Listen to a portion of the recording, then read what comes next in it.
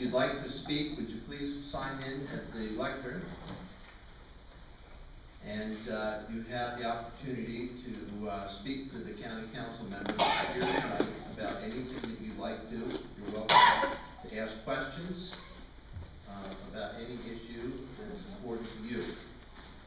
I think Ron Hartman is the first person on the sign-in sheet. Ron Hartman. Ron, you want to come on up?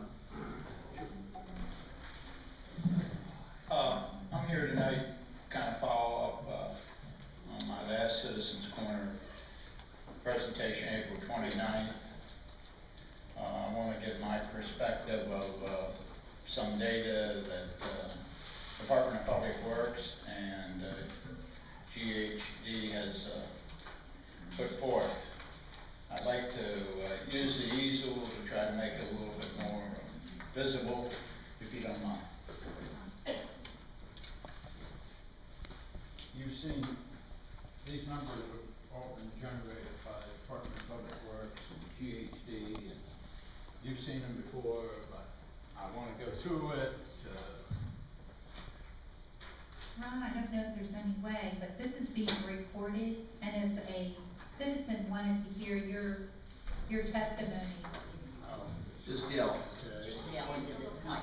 Jim, we can, Oh, there's Jim, the don't camera. touch. Yes, we did. Actually, Ron, put the easel up here, what? I'm going to move the chart up here. Yep, Joey, we can leave that on the corner, and he Well, can Jim's just. just giving him that one now. Oh, okay.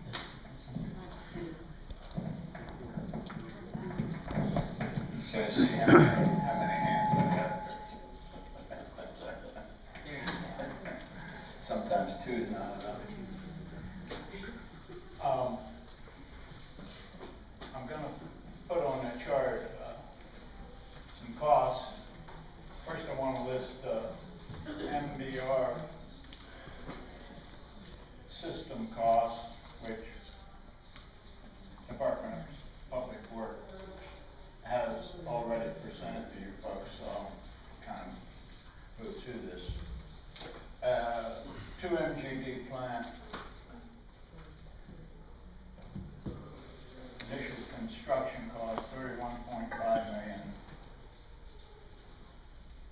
plus the soft cost of $8.5 million. These are Department of Public Works numbers, for a total cost of $40 million. Then for the 2 MGD expansion of the MDR system, Yeah. it was an additional $18 million. So you end up with a total plant 4.5 MGD will cost you $58 million. The second alternative that they presented was a D-Night system. I know this is repetitive for you folks, but the D-Night system costs were for 2 MGD, $21 million, what I would refer to as construction costs, of $7.5 million. I think so. Okay, I was just making sure. Other soft costs for $28.5 million to achieve the 2 MGD. Then to achieve an additional 2 MGD, they had cost of, for the additional 2 MGD expansion, they had cost of $29.5 million. And that totaled $58 million for a 4 MGD plant. Frankly, I guess, personal view about all these numbers is they're pretty repulsive to me. It just seems that to spend $40 million for a 2 MGD upgrade is a whole heck of a lot of money, and even $28.5 million, which is better than the $40 million, is a lot of money. But by the time you get done with the D-Night plant, you were up with to $58 million for lesser flow. So is there an alternative? Well, apparently there might be an alternative. I don't know, I haven't gotten feedback on a lot of questions, but GHD, which is our consultant, had a November 7th letter, 2012, so that's not too long ago, when it was a proposal made to MDE.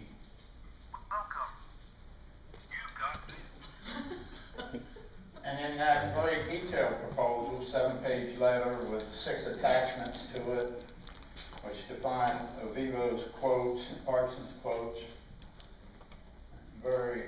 they said that, hey, we can do a 2 MGD retrofit for $9.2 million.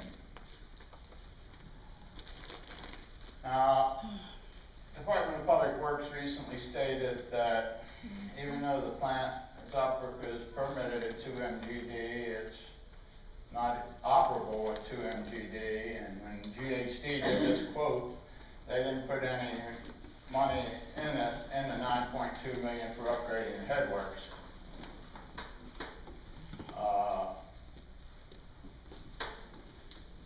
So in all fairness, you probably need to add some money to that for upgrading the headworks. I'm just going to throw out a number, 1.8 million. It might only be $1 million, it might only be 1.8 million. I don't know where it is, but just trying to make some type of reasonable comparison. That would up this quote to 11 million. Well, if you can really actually upgrade this plant for $11 million, when you compare that to the construction costs, these are construction costs. When you compare that to the construction costs for the MVR plant, they were $31.5 million on $11 million. You're talking about doing it for around $20 million less. Now, there may be things in this $31.5 million that aren't in the $11 million that I don't know of at this point in time, but I haven't gotten any answers to anything, so I can't, I'm just proceeding on, hey, can we provide this plant 2 MGD upgrade for less than $20 million savings? And if we can, we should sit back and think about it and maybe get more bang for the buck doing it this way, and maybe later on, 15, 25 years from now, build another 2 MGD new plant. But those are just thoughts that are running through my mind. Now I've had some thoughts on flow and infrastructure, and you've seen some of these flow numbers. Well,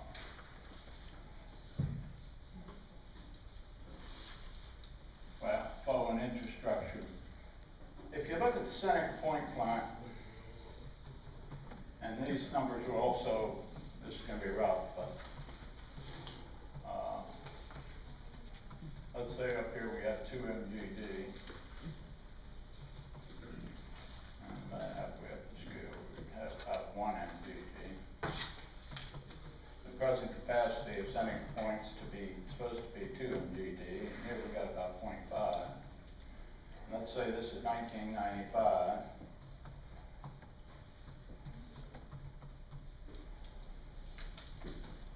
And we'll just put some numbers. 2000, 2005, 2010, 2015. Now, the flow data, I have a copy specific flow data, has basically looked like this. From 1995 to about 2002, it ranged around half MGD. Then in about, actually 2 years' time, about maybe, from about 2002 to 2005, it jumped from 0.5 MGD to 1 MGD. And then for the last 9 years, it's held steady at 1 MGD. Now, there's always been a lot of discussion, and I agree with it, that, hey, we can't develop a growth corridor unless we have the infrastructure. Well, when we did have this spurt of growth, the wastewater treatment plant did not hold up any growth. It absorbed that half MGD, no problem, because we had a plant rated at 2 MGD. So that wasn't a particular problem with the infrastructure. My point is the wastewater treatment plant wasn't a problem. Now, right now it's operating at 1 MGD, and at 2 MGD, you got a 100% extra capacity at this plant right now. Just to give you an idea of what 1 MGD, if 1 MGD flow is equal to additional customers, approximately 4,400 homes, 4,400 additional customers. This is based on what the average flow per customer is at this plant, which is around 225 gallons per day. And multiply that times 4,400, you come out close to 1 MGD. So you got a plant right here, right now, at a 2 MGD, you're going to be able to handle another 4,400 customers. Are they residential customers or businesses? Are they residential customers or businesses? Well, I can say that the average, whatever customers you have right now, and I imagine they're a mixture of homes and residential, okay? I mean, business. The average flow at this plant per customer is 225 gallons per day, so I'm just using that. Oh, you may have one home, maybe that's only one person in it, 100 gallons per day, and you may have a business that's 400 or 500 gallons per day or 600, but this, I'm just using the average. So, my general thinking is that if we go forward with this MBR system, spend the $40 million, and assess all these hookup fees, and assess extra higher rates, are we going to be shooting ourselves in the foot and maybe discouraging growth in the growth corridor because you're going to have these extra high hookup fees? I'm not saying we are, I'm not saying we are, I'm just searching my mind to what could possibly happen. So you pour all this money into this plant, and you might be shooting yourself in the foot. I don't know.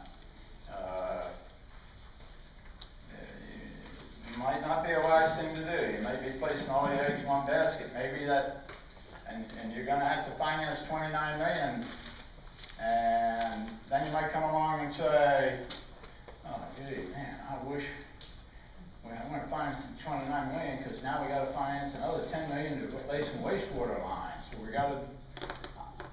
These are just things that are running through my mind, and I just want you to reflect on it.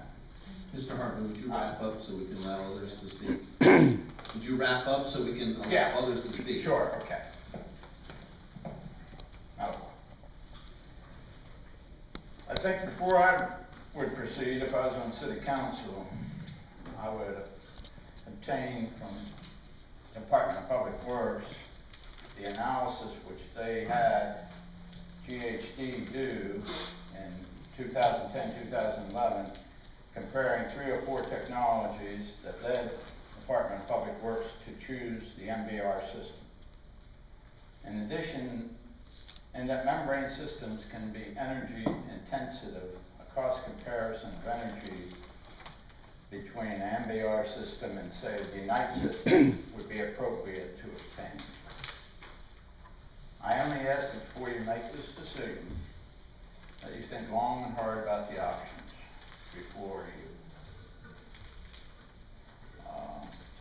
I just feel that it's a tremendous amount of money to spend for a 2 MGD wastewater treatment plant when you might have a very viable option to proceed with. And that, I thank you for your time.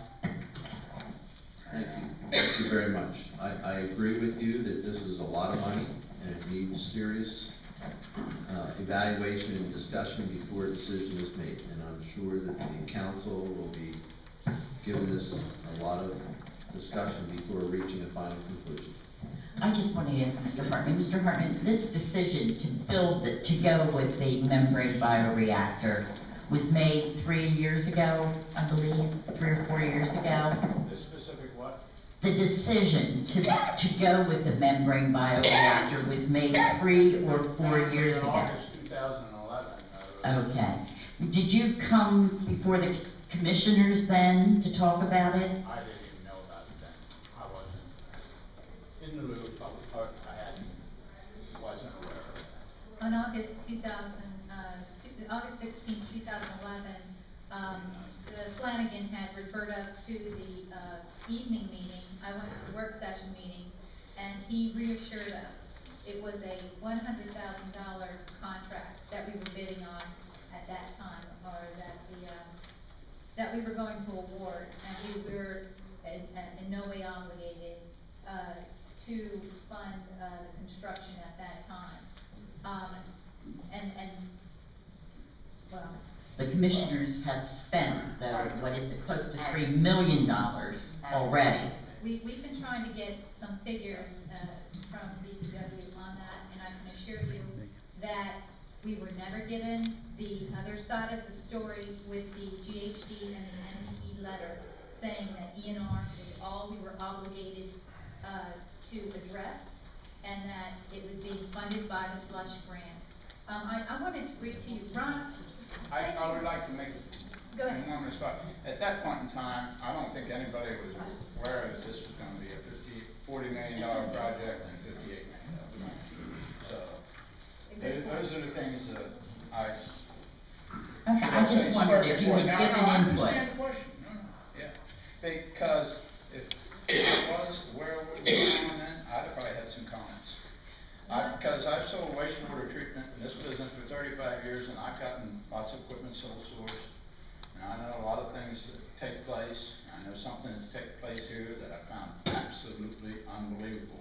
And that is that a sole source supplier is actually being paid $100,000 to supply drawings to a consultant.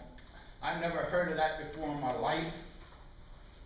And I've been working in this 35 years, doing the same thing as these GE suppliers and other people.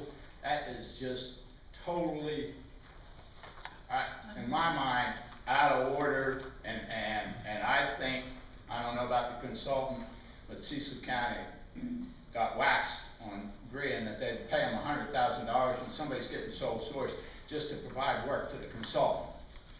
I've had situations where I've worked 4 or 5 years in water and wastewater treatment, supplying information to consultants, thinking, oh man, okay, everything's set up, and bang, the consultant or the city allows somebody in, bid it at the last second, and you're done.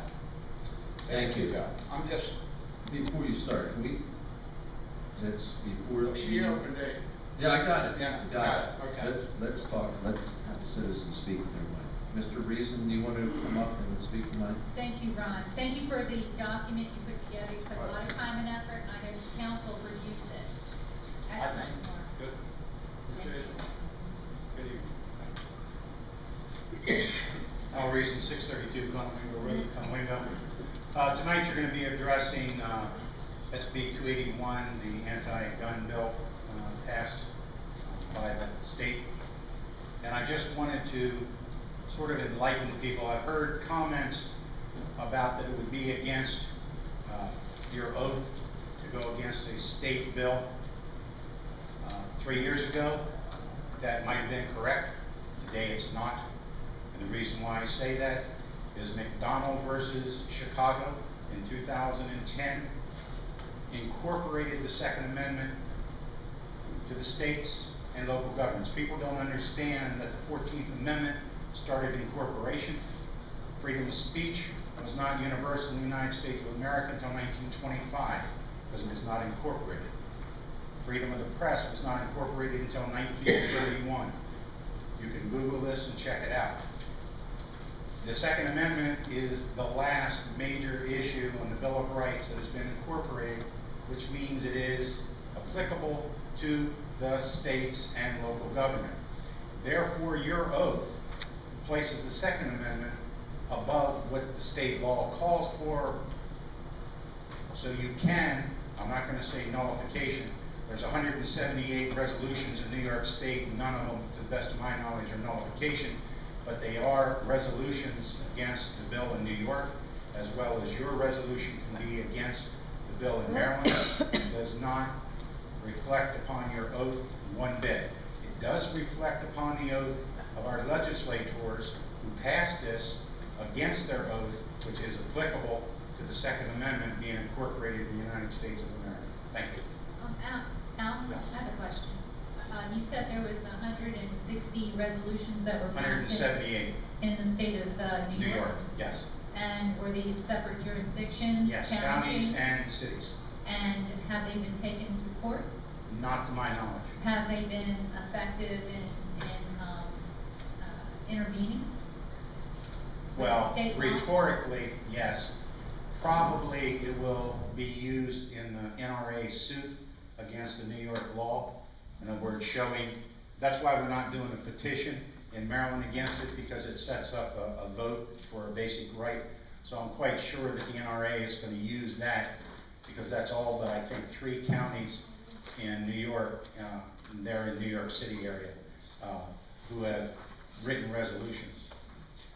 All but 3? I believe, I could be wrong there, but there's very few. What I was reading is they're in the New York area.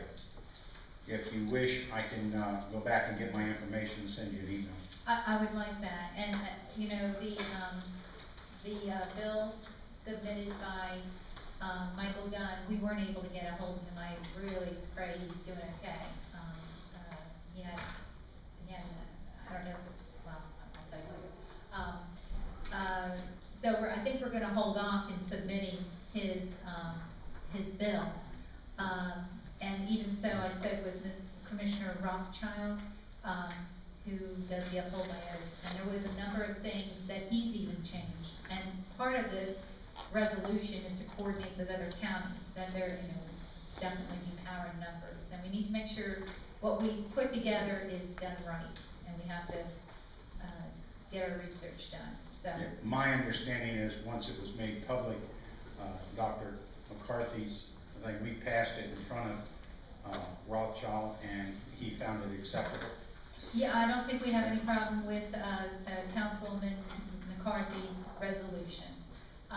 With Councilman Dunn's, it had a little bit more teeth, but we had a meeting with our county attorney, whatever that means, and he raised a number of concerns.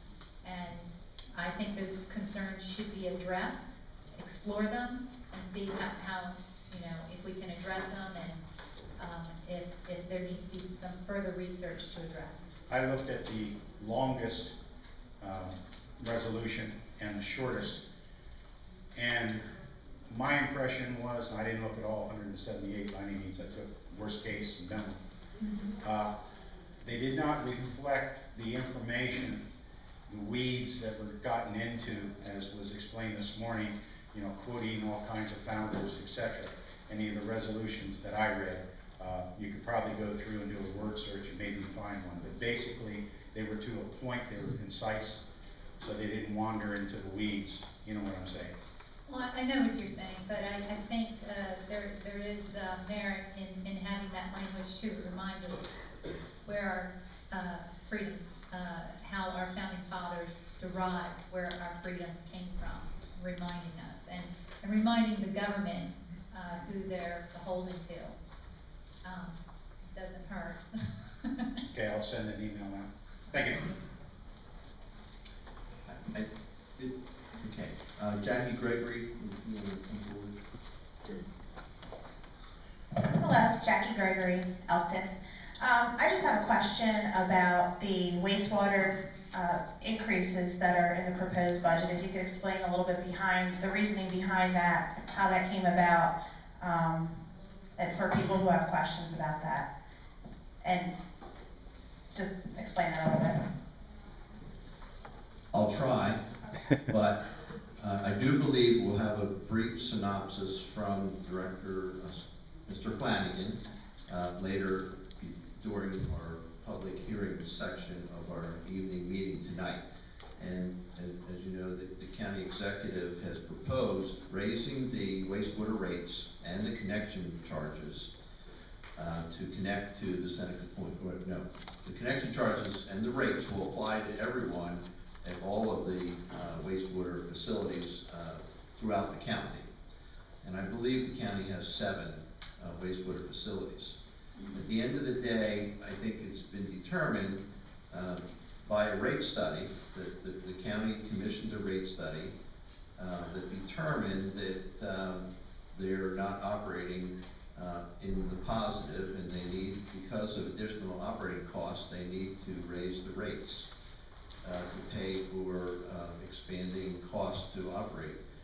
Unfortunately, the state has required the county to continue to upgrade their systems and their permits, and it costs money to operate these systems. It's not free at all.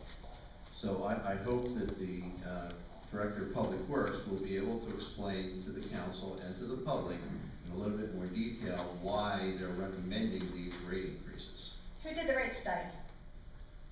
I don't know the name of it. Do you have it? I have it here. The upgrade. Was it an independent agency Yes. that did it? No, Was it it was an independent? outside independent agency. Michael Maker was the representative, NPS, NFS, right? Municipal and Financial Services. There you go. There it is, Financial Services Group, yeah. And I might be mixing things up here, because I know there's a lot of different things with wastewater being discussed, but, I saw a letter that went out that suggested that the current users were going to be paying for future. Is that what the study suggested, or was it that the rates were being increased to pay for the services that are provided to the users that are on the system now? The charge right here, the fact in the wastewater current users. That's their study, not mine. Okay. And I've got a video of the presentation that was made by that individual as well on YouTube.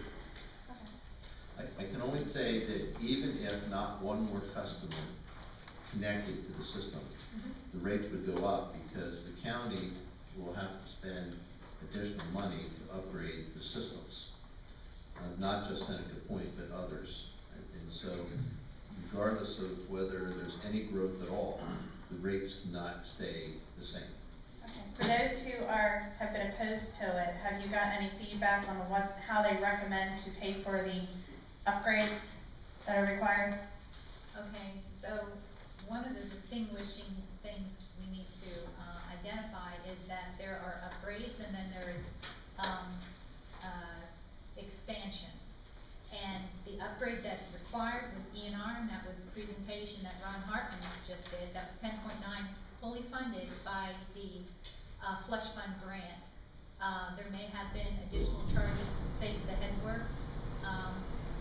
And the last rate study that Mr. Flanagan was using to justify rate increases, it wasn't even valid for what the situation was, because Artesian was reflected as owning all of the wastewater treatment plants, except for one. And there was just certain items that just weren't reflecting what was reality. And he said, well, there still is enough relevant. According to who? To Director Flanagan. He said it didn't reflect reality? I said it did. Oh, okay, so it's according to you. Okay, you read it? Yes. Got it. Oh, I'm Okay. sorry, I do know how to read. That's good. So, and, I know that, Joe Carabetta has reviewed the rate study. He might have something he'd like to share. You're the last speaker. So, I don't know. Okay. If you'd like to hear from him. All right, thank you. I mean, I'm still gonna testify to the thing. Yeah. Basically, here's the flow chart, folks. Joe, Yeah, speak speaking to speak Mike. into the Yes. Sorry. Joe Carabetta of Perryville. Here's the flow chart. The right side of the chart is capital expenses, and some are need for rehabilitation, and some are expansion, and the right side is operating expenses. So basically, the current user should only be paying the operating expenses and any system rehabilitation, this ENR expansion. That's it. Not additional head gate to get extra flow out of the plant is not necessary for the current users. The current user should not be incurring the cost of expansion. That has to go to future users. When we hooked up at Carpenter Point, we're still paying on bonds, we're paying on hookup fees, and we're paying a service rate that's gone up 3 times since we hooked up in 2006. So the system, what concerns me is a study. I've been writing reports for 32 years. This thing wouldn't get past first level review. It would be laughed out and thrown out in the street because it is loaded. Joe, I don't think that you're reading the study. I think that you're looking at a PowerPoint presentation. I am. PowerPoint presentation. Oh, Diane, you'll have your. You're looking at a PowerPoint presentation that was a synopsis of some highlights of the study. What you're looking at is not the study. I agree with that, Mr. Hodge. And we have attempted for the last 2 to 3 weeks to get the study. Once how did you attempt to get the study? I contacted the Department of Public Works, contacted them. At first, they didn't know what it was. My understanding, you got an email recently that will be posted on the website. This morning. Yeah, it was supposed to be posted as late as this morning. It's still not there. Now, tonight's the hearing. Do you think that's fair and transparent to the citizenry that's going to face this huge increase when it's not posted? I don't think so, and I don't think that's what you stand for. I think this is a travesty that's being hidden from the public of what's going on here. But as I was saying, even this synopsis would not pay. It is so loaded with errors and stuff that's just unbelievable. For instance, the customer base is being projected to increase 38% from FY13 to FY18. Yet this study will have you believe that the flow is only going to increase 28%. It doesn't make sense. Also, the flow per customer year doesn't follow the same track. Why is it changing over time? It should be the same amount over time. What you're doing, you're making the out years look like we're not going to get the income and making expenses look high. That was my conclusion when I get done reading this. All it is a front fund for future expansion. And I am not anti-growth, and I don't want anybody to say that, but what I am anti-theft from the current users' pockets for them to front fund all this expansion. And I look at the capital improvement budget and just load it with all this thing. And now I understand when I look in here why the capital account is increasing from, excuse me a second. I hadn't planned on talking yet, but that's easy for me. 18? Either 1.2 or 1.3 billion or million, I don't know which because there's errors in the chart, up to, or 2.8, excuse me, 2.8 million, up to 11.5 million. It's right here in the chart. So why is that such a big increase? Because the users are being paid, asked to pay for current expansion or future expansion. That's just not right. It's not the American way. It's not the way this government should operate. And I don't think it's the way it should operate. But is there ways to fund it? Yeah, I think there is ways. How are there ways to fund growth and expansion? Well, one, it's equal. It has to be fair across the board. You cannot put, for instance, the user fee, or not the user fee, the equivalent load unit, or equivalent unit per unit flow. The commercial industrials right now is at $14,000. Under this proposal, they're only getting a 15% increase, where the homeowners are getting a 50% increase. That doesn't seem fair. That's not equal. The homeowners going from 8,000. That's not completely accurate, Joe, because wait, let me finish. Go ahead. The industrial customers had to purchase so many EDUs. 4. Now they're only gonna get 1. I understand that, but I So- can do the math, and 3,500 times 4 is $14,000.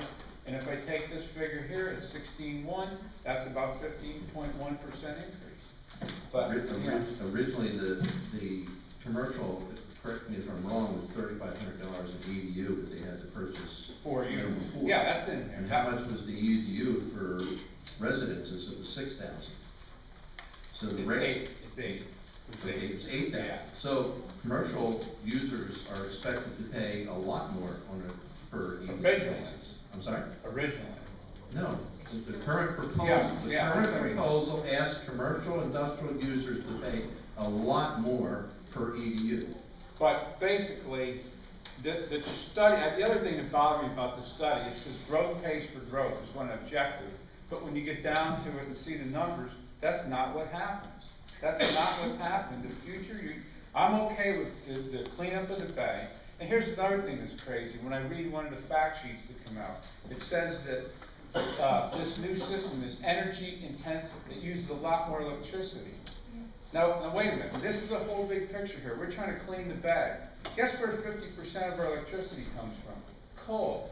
Where do you think that discharge from the coal plants ends up? In the Chesapeake Bay. So we're cleaning up and we're polluting at the same time. It doesn't make sense. It's gonna cost more too, Jeff. Yeah, well, that's what I mean, and I'm not sure that this study, because I didn't have access to that, Oh, but- addressed the electrical cost that this is saying it's gonna be. No, I've got the same thing you do. I want the rates, the whole study as well. I'd like to see the whole study before I draw final, but based on this, the current users are paying. I would propose that Paying the freight. we attract growth, which will help pay for growth. And how do we attract it? We put the infrastructure in first, and then we get the businesses and the users to help pay for the, Well, I have a little different way of doing it. I think you built it out, but you don't go put the whole thing in. You can't afford it. And that way you get money coming in as it's built out. And you look at the areas, you know, we always had this mentality that if we put something in, somebody's gonna come, but what land is really available to build on? And who wants to sell today to do something? Somebody may not just wanna leave their land there. Is there anyone else that would like to have any questions or comments for the council? this is a much more relaxed forum than the comment time. And I anticipate that this room's gonna fill up at 7 o'clock. It's possibly gonna be a long wait to testify, so it's a good time to ask us anything. All right, if there's no more comments, we're going to adjourn until our evening meeting at 7 o'clock. And we'll re-adjourn to have our